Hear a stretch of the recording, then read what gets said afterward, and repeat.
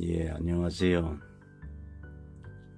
이제 쓰레기를 치고 그 30만 원이 쓰레기가 어떻게 해서 그런 현상이 나왔냐면요.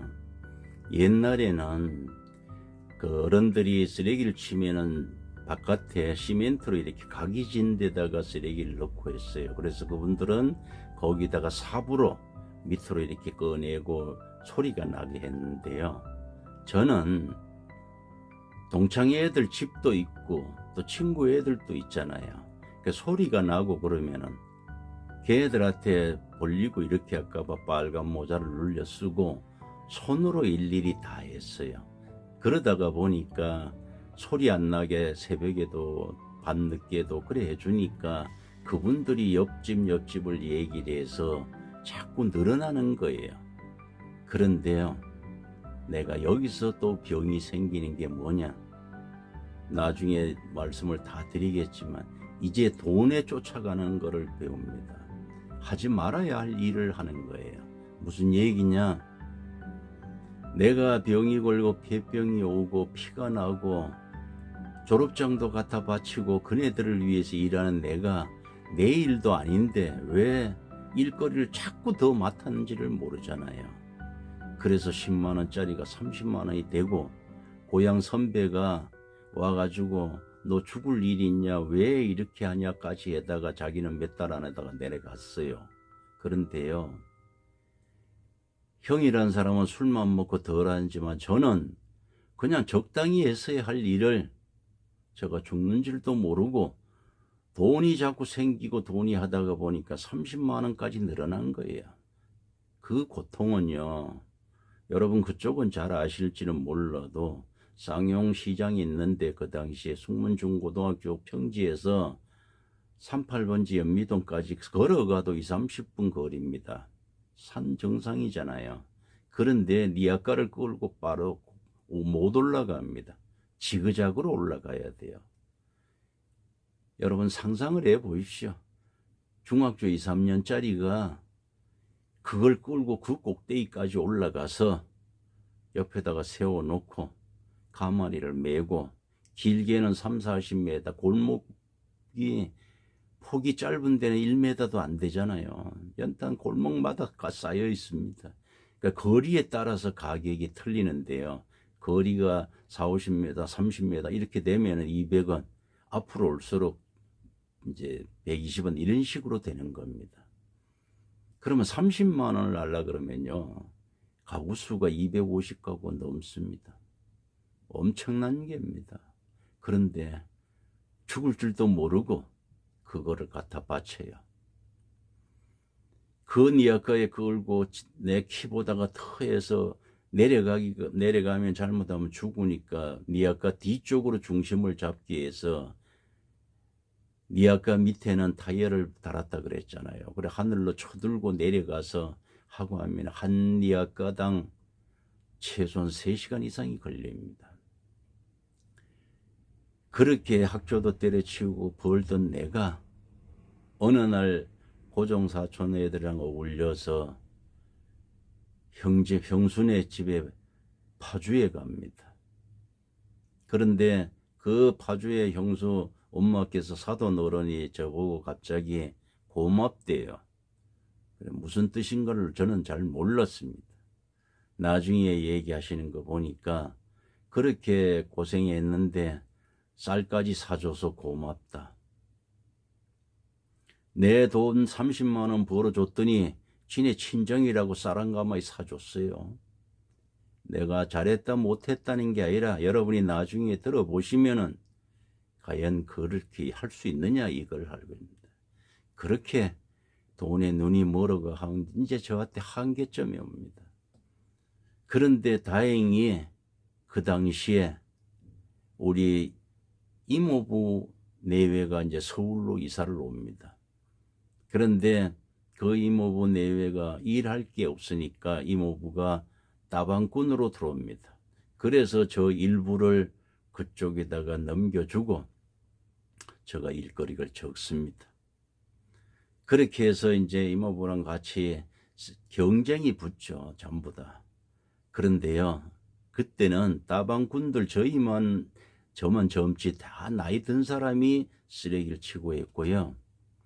재건대 넝마주의라 그래가지고 뒤에 둥근 거를 가만히 바구니 같은 거를 들고 곡괭이 짚고 다니던 사람들을 재건대 넝마주의라 그랬습니다. 이 사람들은 자기 구역이 있어서 지금식으로 하면 통반 관할 구역에 자기 거를 건드리면은 싸움이 나는 겁니다. 저는 되게 무서웠죠, 어린 나이에. 그래서 그때 당시에 제가 무슨 생각이 들었는지 이제 일이 벌어지기 시작하는데요. 어떻게 일이 벌어지냐? 이래서는 나도 저 사람들하고 싸울 수도 있으니 안 되겠구나 해서 대흥동에 태권도장을 다닙니다. 그래 태권도 도장을 다녀서 그 한풀이로 일을 끝나고 밤 10시고 11시고 오면은 내가 무슨 이소룡이라 된 식으로 우통을 벗고 거기서 태권도 배운 거를 연습을 합니다. 또 저한테 훗날 치유해야 되겠지만은 한 번은 그 쓰레기를 치는데 연애 편지가 한 장을 발견합니다. 그런데 그분 정말 명필이었습니다. 서예 붓글 씹어다가도 더 잘 썼습니다. 그래서 제가 그것을 주워와서 매일 그거를 따라서 글을 쓰기 시작합니다. 못 배운 한을 그걸로 악착같이 해서 제가 누구 못지않게 글을 쓰게 되는 게 그때 시작을 하고요. 또 하나, 제가 그때 지금식으로 하면 일기죠. 메모를 하기 시작합니다. 그게 제가 평생 지금까지 매일 쓰는 일기의 기본이 되는 겁니다. 그렇게 세월이 지나서 그 많은 쓰레기 다 치우고 지쳐도 그 공부 배우고 그림 그리고 오직 낙은 그거. 그래서 태권도도 2품까지 따고 이제 그만을 두고요. 이제 쓰레기를 치다가 우리 어머니 그렇게 멸치 장사, 미역 장사까지 한 돈도 그네들한테 다 갖다 바치는데 하늘이 저한테 이제 탈출할 기회를 준 것 같습니다. 그래서 어머니가 멸치 장사하고 하는데 등촌동에 뭐 피아노 회사에 갔다가 저 같은 친구 애들을 만났나 봐요. 그래 대화를 하니까 저보고 데려오라 그랬대요. 그래서 어머니가 저한테 야야 너 여기가 언제까지 형 밑에서 쓰레기 칠래? 기술을 배워야 니도 살지. 그래 저한테 기술을 배우래요. 그래서 이제 제가 5년 만에 드디어 탈출을 하려고 합니다. 그런데요, 세상에 나가잖아요. 너무 가슴 아픈 게 뭐냐. 모든 이력서를 쓰는데 국민학교 졸업은 없어요. 중학교 졸업, 고등학교 졸업. 근데 저는 그래 못하잖아요. 중학교 1학년 졸업 가지고 어디든 서류를 낼 수가 없어요. 여기서부터 저한테 한계점이 오는구나 하고 뼈저리게 이제 후회하기 시작하는 겁니다. 왜 내가 더 안 배웠지 하는 생각으로. 근데 다행히 거기서 중학교 1학년이라 썼는데도 받아주더라고요. 그래서 거기 가서 저랑 띠동갑이 원숭이띠 애들 몇 명을 사귀어서 친구를 사귀었는데요. 제가 세상을 처음 나갔다 그랬잖아요.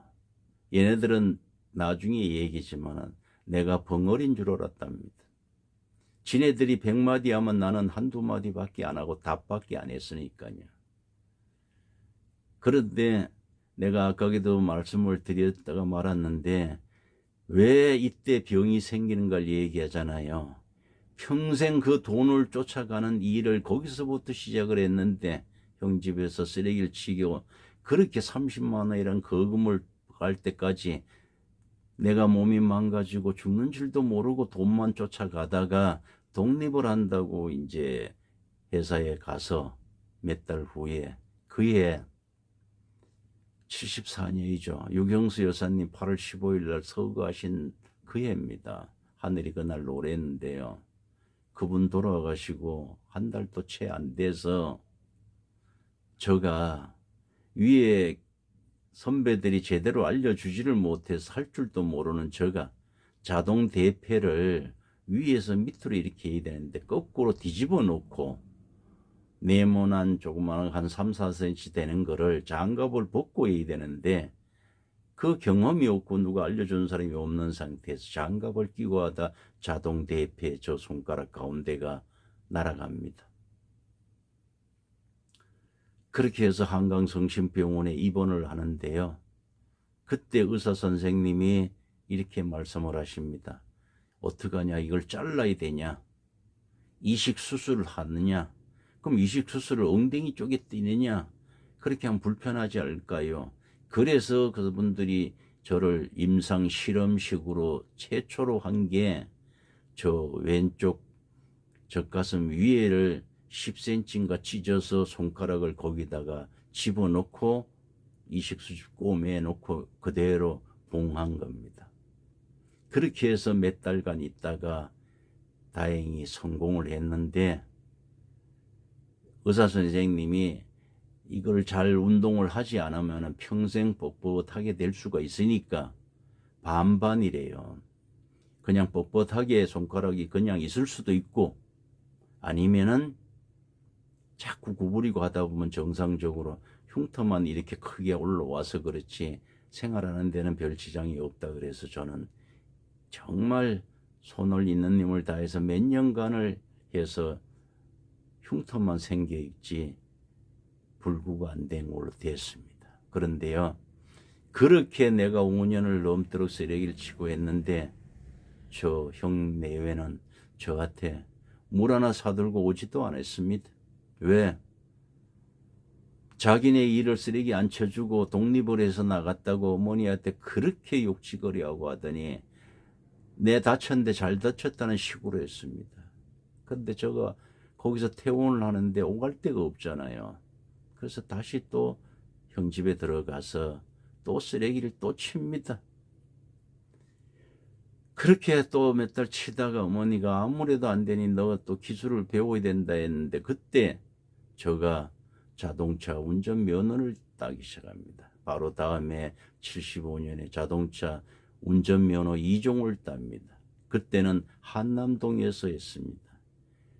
앞서도 말씀을 드렸지만 저 글씨 공부했고 그림 공부했고 뭐든 한번 하면 끈기 하나만큼은 제가 그때 돈 따라가는 것도 그때 일기 쓰는 것도 그때 모든 게 이제 바뀌기 시작하는데 다행히 제가 처음에 합격을 합니다. 그래 그 당시에 경찰관이 그러시더라고요. 젊은 사람이 참 실력이 좋네요. 서울 담배 한 갑 사오시오 그러더라고요. 한 보로 사오라요 10갑. 그래서 그때 당시에 서울 담배 한 갑을 사주고 너무너무 기뻐서 중학교에 나왔던 내가 판검사 된 기분으로 그때는 전화도 없잖아요. 백색 전화니까. 외숙모, 외갓집에 전화가 있으니까 외숙모한테 제일 먼저 했더니 외숙모님이 그렇게 반가워하십니다. 이제 잘 됐다. 너가 이제 네 갈 길을 갈 수 있겠구나 그러시더라고요. 그래서 그 면허증을 따고 희망에 부풀어서 막내 삼촌이 대구에서 8톤 차를 운전하고 있을 텐데요. 그 사업하는데 삼촌 집에 대구를 갑니다. 그래서 거기서 먹고 자고 하다 조수 자리가 나서 월급을 2만 원에 책정을 해가 하는데요. 첫 월급을 타니까 밥값하고 뭐 해서 8천을 띄고 저 담배 사피우고 하니까 돈이 남는 게 별로 없어요. 앞서 얘기 드렸잖아요. 돈에 눈을 떴다고 말했잖아요. 그래서 몇 달 후에 다시 올라와서 그 피아노 회사에 다니던 저 띠똥과 원숭이 띠 애들이 부평공단에 갑니다. 자, 부평공단에 가 있는 애들한테 전화해서 제가 거기를 가기 시작합니다. 그래서 그때 당시에 월급을 조수보다가 더 많은 월급을 받습니다. 그래서 이제 눈에 돈을 번다 그러면 이제 닥치는 대로 일한다 싶어서 제가 이제 그 지긋지긋한 쓰레기 생활을 그만두면서 이제 세상에 나오는데요. 그 고통이 그렇게 끝났으면 좋을 텐데 그렇지 않습니다. 이제 세상에 나와서 남한시가 무슨 일을 하며 또 어떻게 가는지를 다음에 보여드리도록 하겠습니다.